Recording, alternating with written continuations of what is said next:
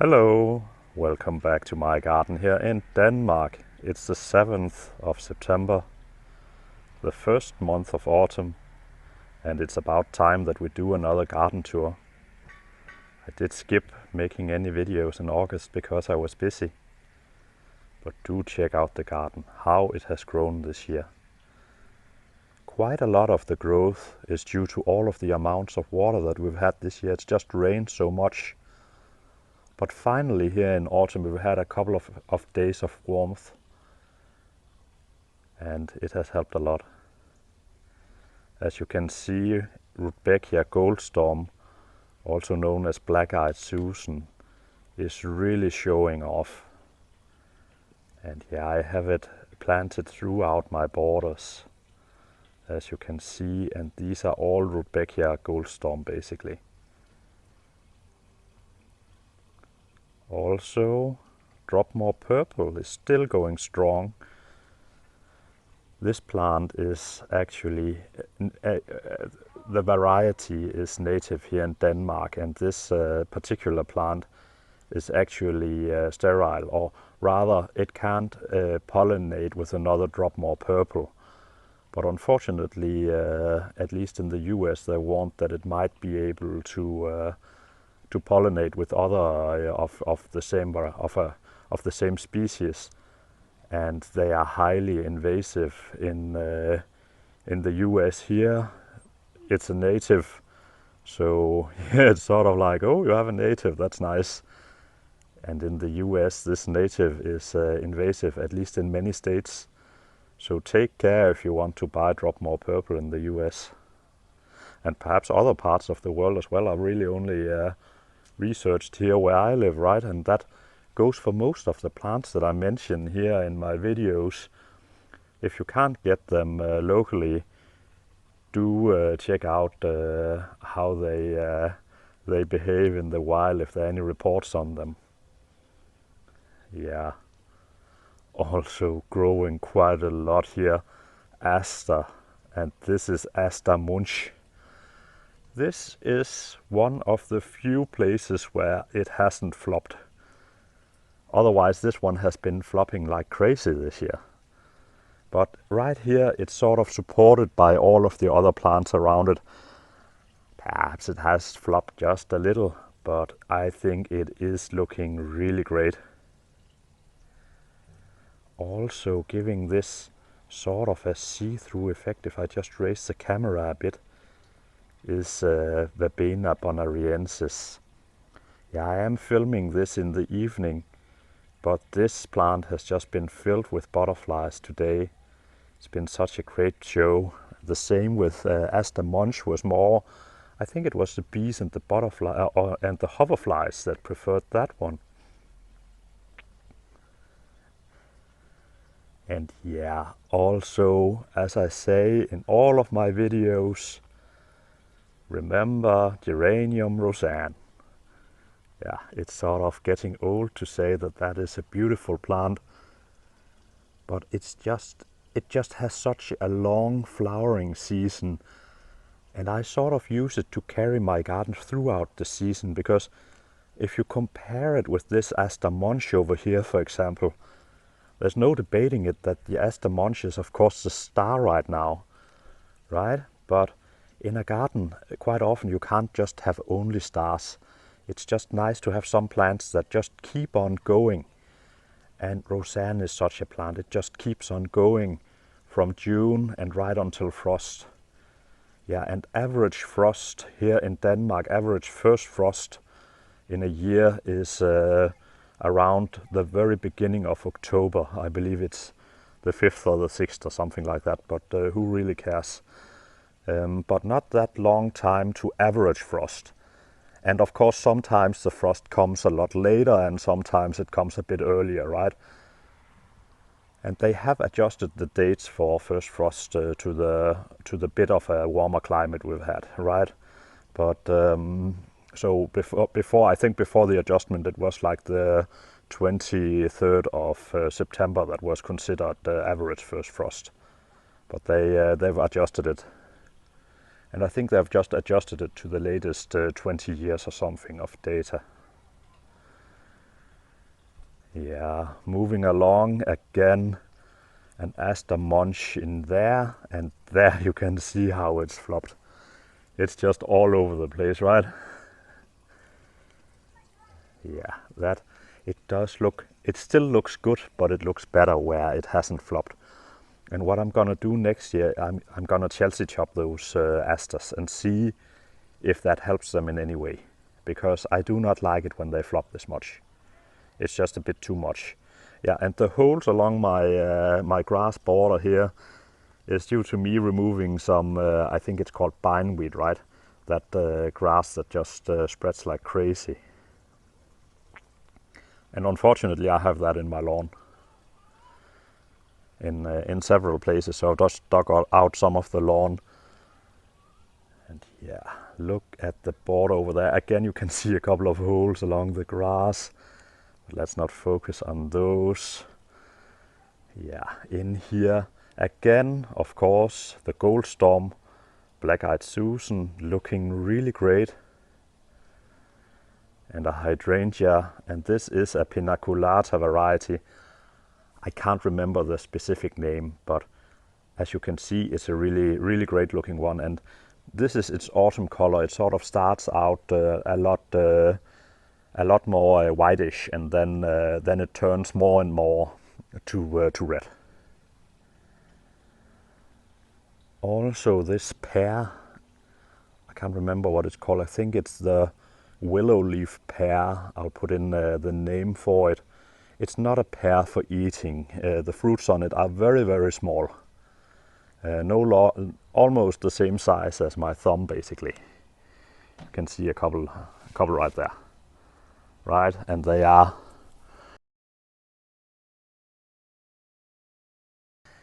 really small, right? And you basically have it for the foliage, because it has this grayish foliage, almost like an olive, and some people tauntingly call it olive of the north, because here olives, well, you need to bring them in for winter if you want olives here. They would die. Again, the drop more purple, and also slowly becoming a larger plant each year that passes. It's called a seven sun tree, more of a shrub really. I think it becomes like 3 to 4 meters tall or something like this, and it has flowers here in autumn. And I believe it's called a seven sun tree because each flower has these 7 buds on them. I don't know if I can focus enough or bring that into view, but just trust me on this. They have sort of like 7 very small buds. I believe that there's only really 6, and the last one is one that I'm not sure if that one opens. But a sort of a very special tree. I mainly have it for the foliage, and because the bark on it is really nice as well. As it gets older, it sort of has this nice, almost peeling bark on it. And like that, I think it will become a real beauty as it matures.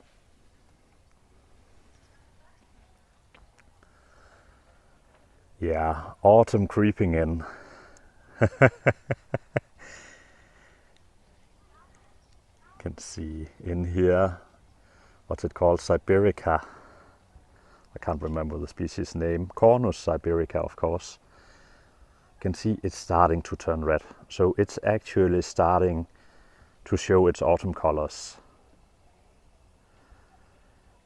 And yeah, I have a Joe Pye weed in there in the background.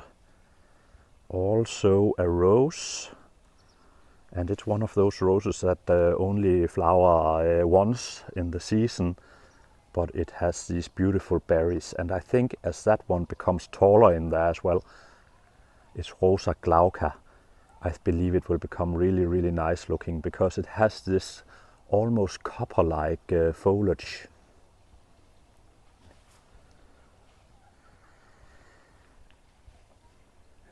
Yeah, walking along the border's edge. Yeah, Again, a rose. Yeah, looking really great. I can't remember if this one, is it this one that is Silas Mana? I'm not 100% sure, but I will show the name of that one. Yeah, and that is just a really nice looking rose, right? Unfortunately, it has become a little bit more leggy this year due to all of the wet. But it's still looking great. But it has sort of like very, very tall shoots, and they're very soft as well. And yeah, that is a bit unfortunate, but well, you can't have it all. At least I haven't done a lot of watering this year, right? You sort of, when you plant something, you water it once and then you can forget about it, right? That has its own quality as well. Yeah, the border in here actually looking quite great as well. Again, Cornus siberica in there will give me that winter interest with its very red stems when winter arrives. And again, Verbena bonariensis in the foreground of this magnolia, that is Magnolia Siboldi.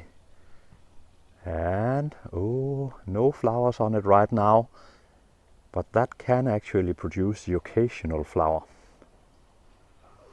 throughout season. Of course, its main flowering is in the beginning of spring.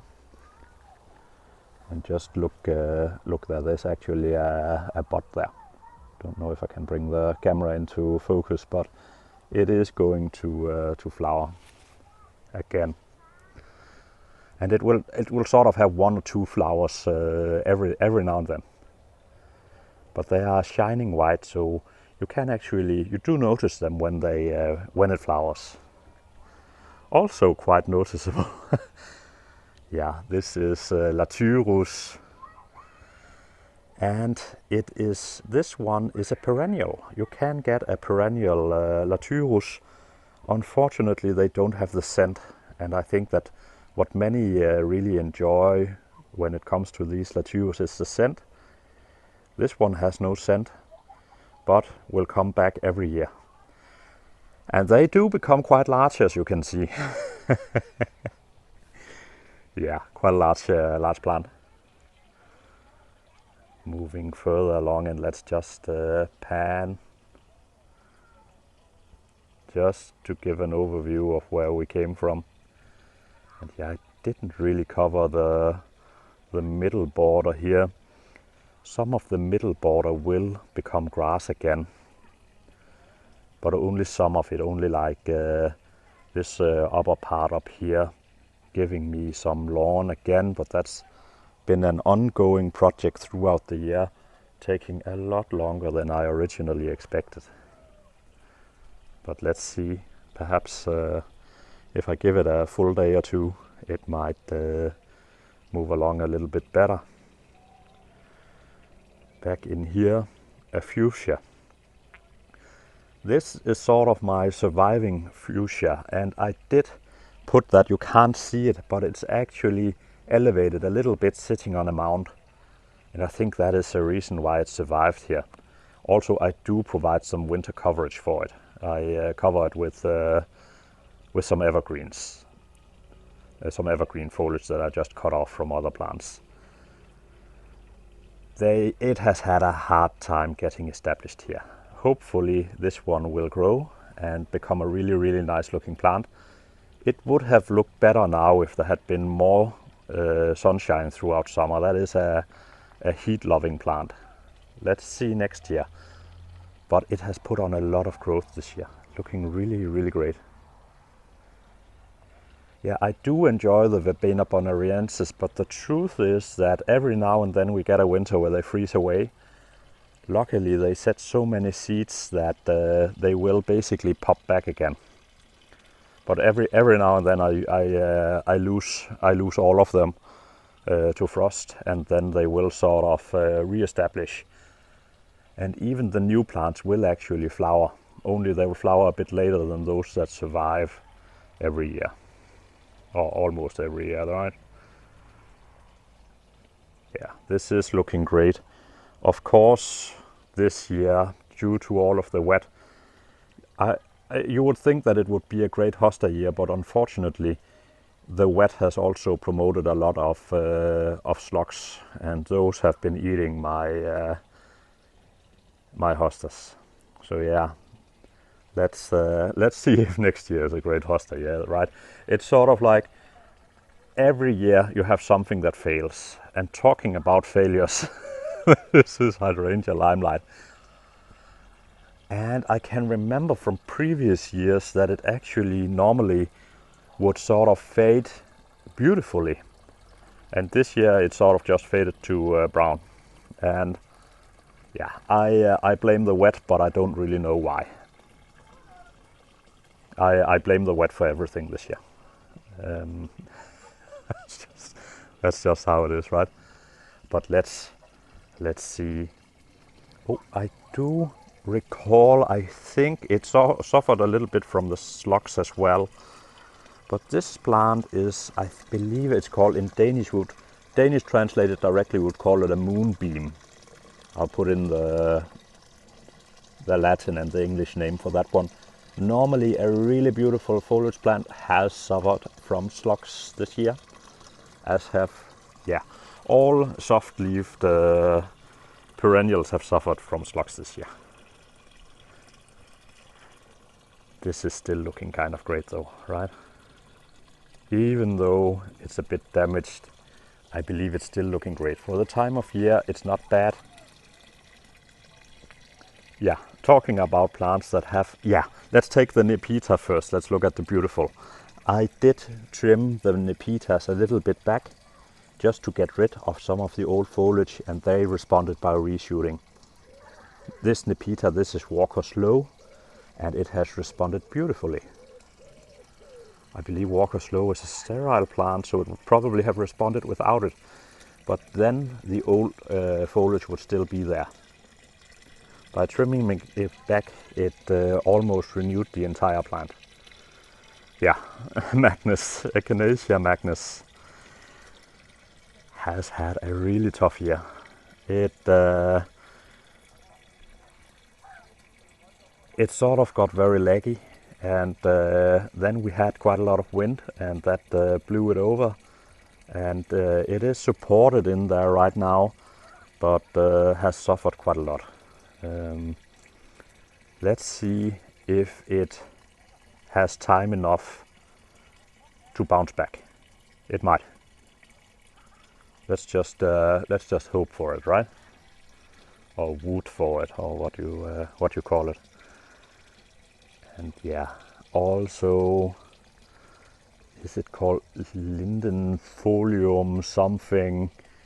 It's a tulip tree, variegated tulip tree. And that I really like the leaves on this one, right? At some point in time it might get too large for this garden, and then it will become wood, and then I will put in a new variegated tulip tree. But let's see. I will at least say that this one should be able to live here like 20, hopefully 20 years more. But if it becomes a danger to either my house or the neighbor's house, it's gonna get removed, or if it just becomes too large for the garden. Let's see. But that is, I think that is the only tree that I have that will actually become really, really large. Yeah, also looking great. My apple trees, they won't provide any fruit this year, unfortunately. I have two apple trees here. They haven't been here for that long, so let's see how they respond next year. Also, I moved one of them, that one over there, I moved this year. Very wet year, and I got away with it. But it was just on the large side to move that one. A pear, I believe it's called, I believe it's Concord. And it has a single pear that just looks great. If it ends up maturing, it will be the first pear that I get from that tree. Yeah, it's very, very newly established. And yeah, this garden has really only been here for around 8 years. I purchased this out 8 years ago and there was no garden here. So even that tulip tree that I just showed you is only maximum 8 years old. Coming up on a rose here. Rose, Lady of Shalott. Again, you can see it's become quite leggy. Or not that it's showing its legs, but it's just taller and the shoots are softer than they would usually be. So again, it's been so wet this year, so I think it's had too much water actually. Incredible to say that, but that is a great rose. Check it out. The leaves on it, really nice looking, really healthy. The blooms on it, really healthy as well. Almost salmon colored, right? That is a nice looking bloom.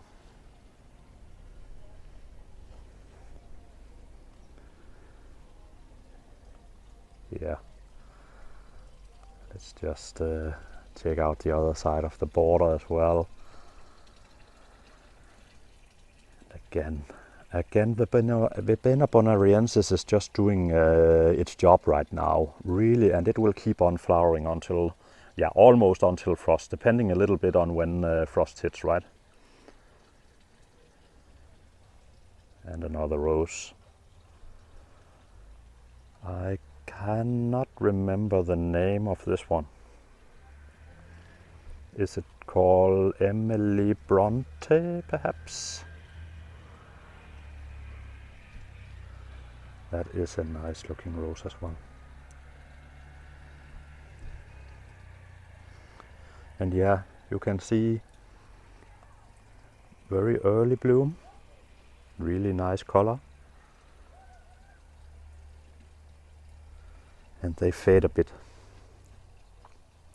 as they mature. These are almost at the very end of the flowering. And again, yeah, it's when the stems become this tall and while being this soft, they tend to flop. I think next year, just to counter it, if it gets as wet as this year, I won't trim it back as hard. Hence, it will get multiple stems instead, more stems. At least that's the way it's supposed to work.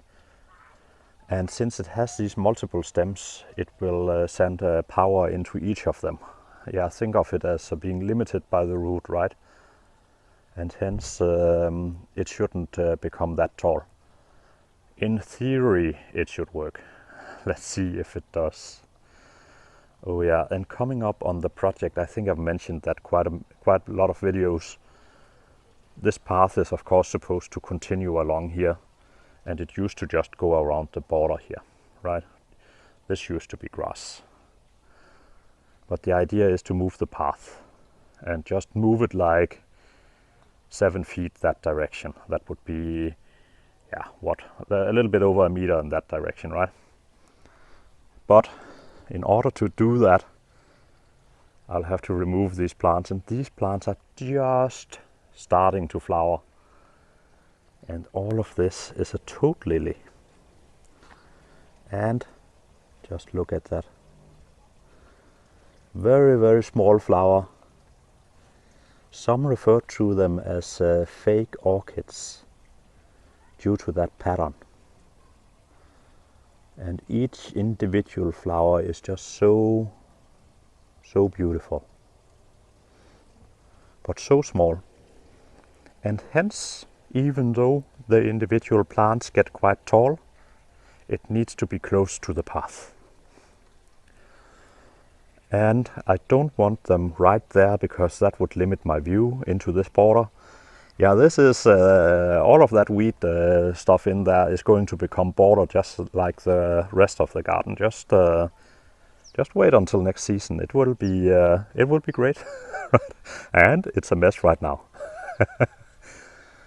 But where I'm gonna move them? I am gonna move them here, right next to this this hue that I put in.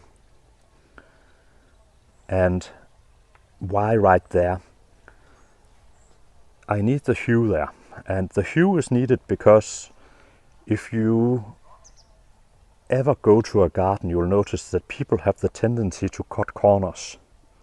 And I don't want people to cut corners if they walk around this corner right here.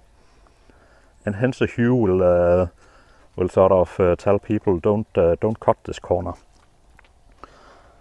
And hence it's there. But this will be the very back of this this border, but still close to this terrace that is gonna be here. The grass is going to be replaced at some point in time, but let's just say that that might be in quite a while. So I need it to look good until then, and hence the grass is there. But I'm gonna put the toad lilies in there. I think it's gonna look great. And of course everything that's here needs to be moved to somewhere. And some of it will go to this side, and some of it will go to the other side. And also that border up there that I mentioned that would become grass again will also get moved here. And yeah, that's way up there. The border here in front of me, that's gonna stay, that's for sure. And that is looking really great. And what I'm hoping is to get this view with a path. This is right in front of my window. And here there used to sort of be nothing in the tree right in front of my window. Instead, I've put in a tree on each side of this window right here. And I am quite sure that that is going to look really great. I don't use symmetry in a lot of places in this garden, so I hope it turns out all right. Oh, and one last thing, just showing off. I did move my blueberries. There used to be a blueberry border right here. And of course, blueberries, I'm not on acidic soil, so I had acidic soil brought in. Oh, I need to take care when moving around the garden, right? Because right here, I don't know if there's a spider web in the air. I think I'm gonna go this other way around. So many spiders here in autumn. But just check out that, considering that I've moved them, right? These are plants that were moved in spring. And we've just had so much rain this year that even though I don't have any kind of bark coverage on here, they're still looking good. And that is rather incredible. I did trim some of the canes off of them to limit how much growth they have. But I still think that this, yeah, and I've even snacked on them quite a lot. Yeah, I don't have a large freezer or any capacity for storing these. So it's eat as much as you can, and the rest will be for the birds. Yeah, that is. I think that is rather incredible. Also, I want to cut to the meadow. I have a sort of like a semi meadow going on, and yeah, this is Magnolia nigra, and it also has this tendency to show an occasional flower. They have suffered a bit, but I think that will be great in here. It will become really, really tall, and I believe that in a couple of years that will be a real statement plant down here. Yeah, anyhow, the meadow, let's go. Yeah, this is the meadow, and it's at the other side of the house. And it's, what would you call it, meadow-ish, right? I believe that there are probably some plants in there that are going to be very invasive in other parts of the world. So if you choose to establish a meadow, just choose your own natives. And the plant that is still going strong in here, these yellow plants, is a birdfoot trefoil. And these are native here, and I established quite a lot of them. also there's this wild carrot in here. The wild carrot is probably one where I could suspect it of being invasive in other parts of the world, to be honest. But I'm not sure, but that grows like crazy. As you can see, it continues down the house. Now a meadow at this point of the season is really just going to seed. And what I'm going to do is I'm going to wait, especially for these carrots, because they have bloomed rather late. I believe the birdfoot trefoil has bloomed throughout the season, and I believe it also has a perennial tendency, so I'm sure that one will be there next year, even though it has some flowers still. It has had a chance to set seed for a very long time. However, these carrots are quite late, and I am going to wait for those to drop their seeds. Here they are native, and I want them, and they are biennials. That is, the first year they only have leaves. That's going to be next year for those seeds, and the year after that they will flower. Just like, for example, digitalis, if you know that one. Just like that one, basically. And then they will die, and hence I need them to drop seed. Yeah, just moving along the meadow here, you can see alongside the house it hasn't grown like crazy, while up there it has. And I think there are more nutrients in the earth or in the soil up there, and hence everything has just responded. I won't call it so much better, because in many ways I would like oh, giant. Oh, I didn't catch it, but there was a spider moving along there that got upset. I hope I don't move into any webs on my path. Oh, and you can see I've actually managed to trim the hedges. That's what happened in August. And of course my compost pile down there just overflowing, really just overflowing. I need to get the compost out of there. And yeah, this is where we're going to end, because there's quite literally a spider in the air right there, so I'm not gonna walk down there. Sort of just be aware of all of the spider webs, right? Yeah, you know what I'm gonna do very soon, when these carrots have had a chance to drop their seeds, is that I'm gonna trim all of this down, and it will become almost like a lawn. During winter I'm gonna cut it like down to the very ground. After a bit of a while, some of the perennials will reshoot, and it will look almost grass-like, like a lawn. And next year it will start over. And what I'll do with everything that I cut off here is that I'm gonna compost that. And yeah, my compost won't be able to take it, so unfortunately I think I'm gonna drive that to somewhere else where they can compost it. But yeah, that is the fate of things here at the moment. And that will remove some of the nutrients, and I won't ever put any fertilizers on this, because this has too many nutrients in it. I want this to be like a lot more see-through, a lot more sparing, so that plants have a chance to get some light, and to ensure that it won't become grass only. Nutrients is the enemy of the meadow, because the grass will take over. At least when you think of a meadow as we think of it here in Denmark, right? Yeah, that's it for this time. Thank you for watching. Bye bye.